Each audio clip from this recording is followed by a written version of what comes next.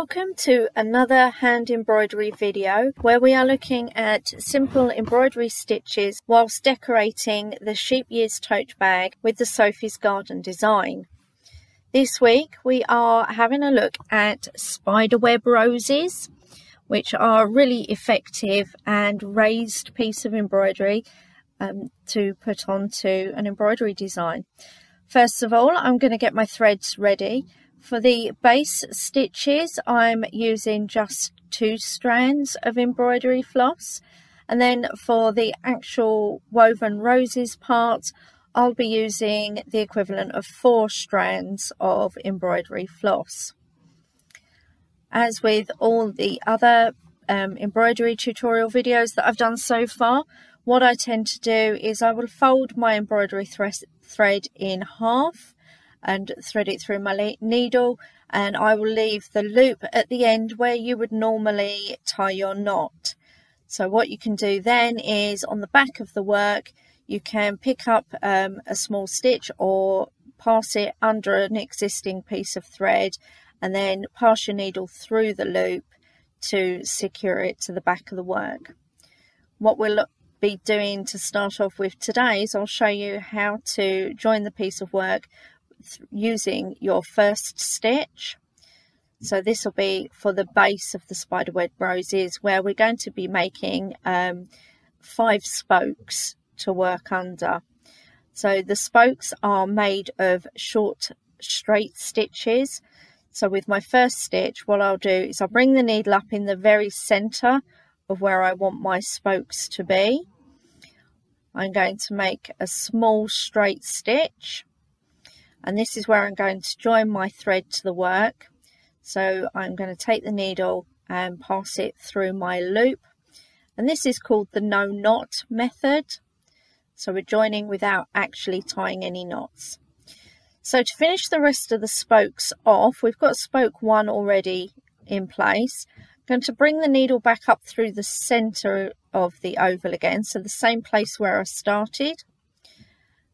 And I'm going to position my next spoke just a little way away from the first one. Again, it's just a straight stitch. I'm using the shape of the oval to create the 5 spokes. You can draw this on to begin with to help you with positioning. So the next stitch coming up in the middle again, so that first space, we're going to use that the whole time for creating the spokes. Going to make our 3rd short stitch. You see I'm positioning them evenly within the oval. Going to come back up in the middle again and make a straight stitch. So I'm trying to keep them evenly spaced. I purposefully didn't draw mine on because I like the organic feel of each of the flowers that I made. Will look just slightly different where they're spaced out a little bit differently. And the last spoke again come up the middle of the oval.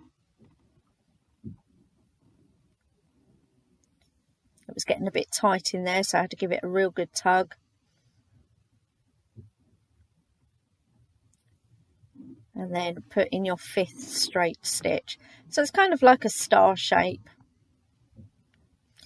Now when making web flowers, spiderweb roses, it's a good idea to have an uneven number of straight stitches for your base.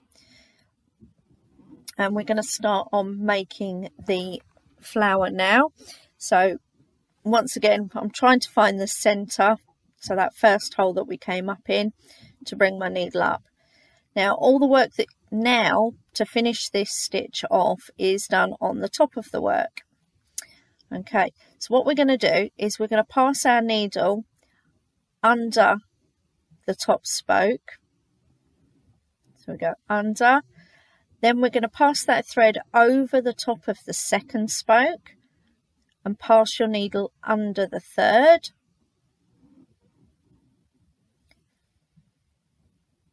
We pass in the thread over the top of the 4th and pass the needle under the 5th.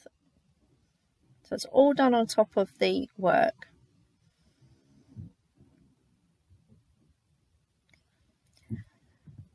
Now we went under the top spoke to begin with. This time, because it's an odd number of straight stitches, we go over the top of that first one, under the second, over the third, under the fourth, and over the fifth, so that we then go under the first one again.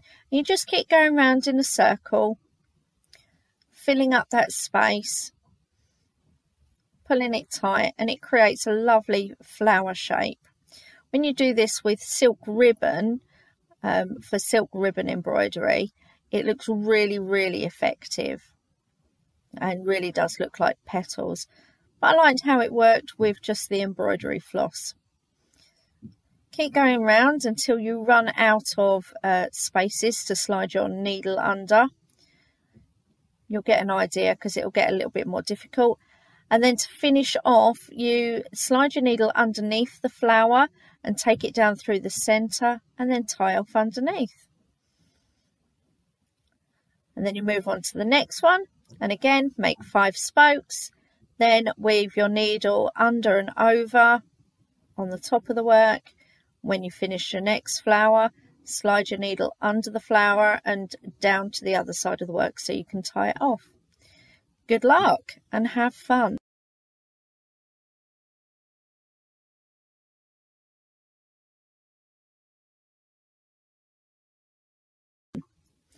If you have enjoyed these embroidery how-to videos and you'd like to see more, please consider hitting the thumbs up to say that you liked it. Drop us a comment in the comments section below.